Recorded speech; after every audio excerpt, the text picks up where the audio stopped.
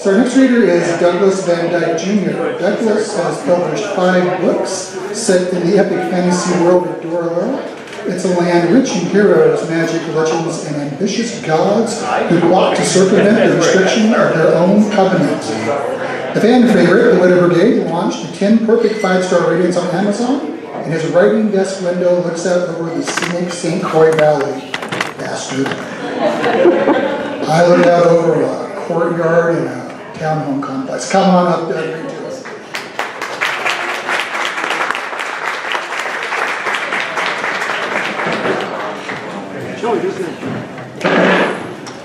Hello everyone, hope you're having a good day. Thank you everyone behind Wordbrew for inviting me up here for my first time here. Thank you to my wife, which is helping make this trip possible, be it with the heavy lifting, being as recent wrist surgery has left me with this Harry Potter type lightning scar on my wrist. That's the look, right? So I'd like to read what has been my fan favorite, Widow Brigade. I think a lot of people have been surprised by it. There aren't too many books out there which focus on female dwarves. You know, the beard, you don't always notice them, you know.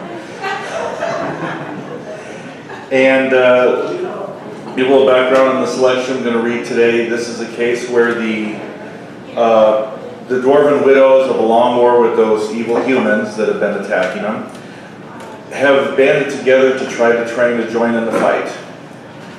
Dwarves being a very patriarchal and tradition-minded society, the men don't like that.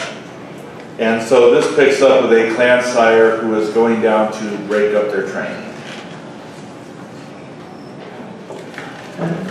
In Borval's anger, one paragraph off. Borval finally blew up at Dooley. Muskets are for warriors, not for baby makers. You've apparently paid too lean a price for mishandling our guns, Dooley. Our weapons are too good to trust to wenches who should be busy using their teats to feed baby dwarves, preferably capable male babies. In Borval's anger, he failed to realize most of his audience included the few hundred female inhabitants of Hearthden. Faces went red from embarrassment or anger.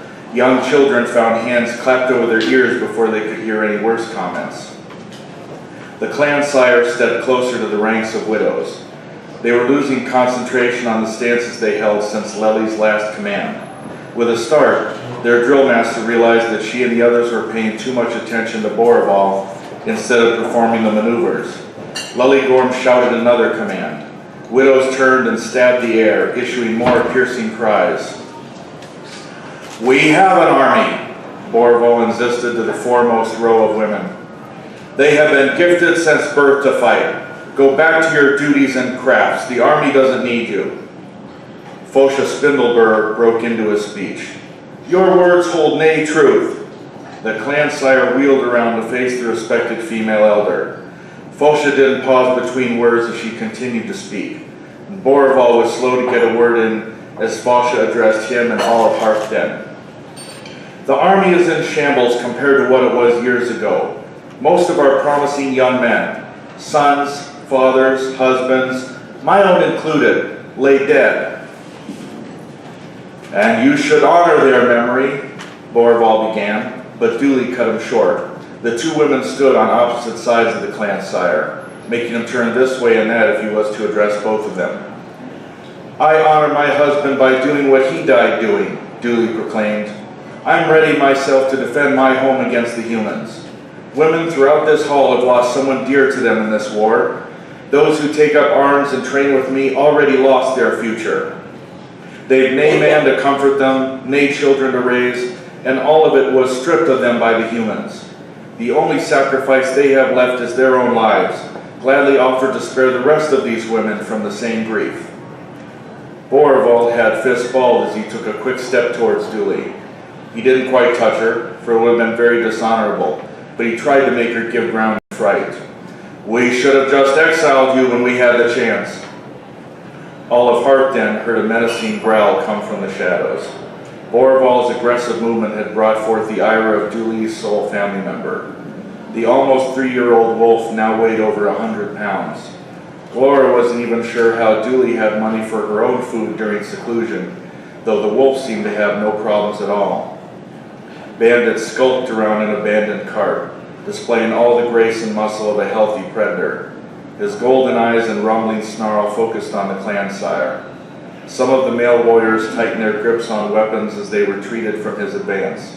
In stark contrast, Borival froze where he stood. His voice returned to a calm level as he spoke to Dooley.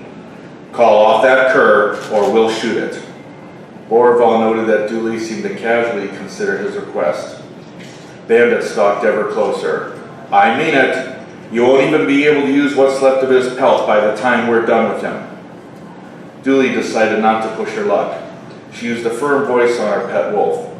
Bandit did as she instructed, though obviously reluctant to back down from a threat to his master. The wolf skulked behind Dooley while keeping his eyes on Borival. Even after he set his haunches down, he still looked as if he could jump to the fore at the smallest aggression. Fosha resumed pestering the clan sire as Bandit was restrained.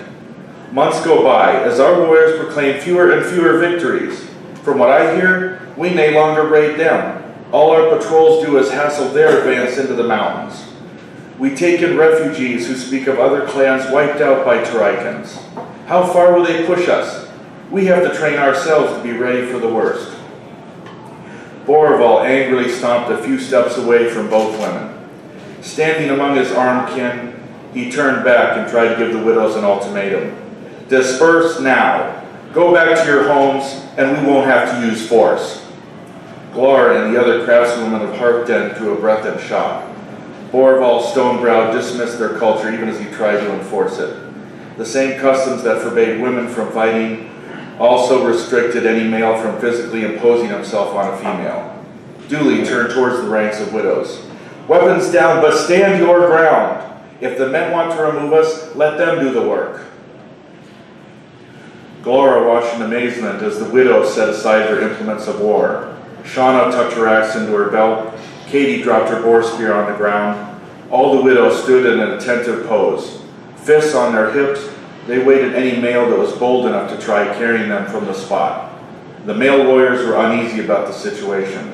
Some glanced at Borival, hoping he would come to a different solution to this showdown.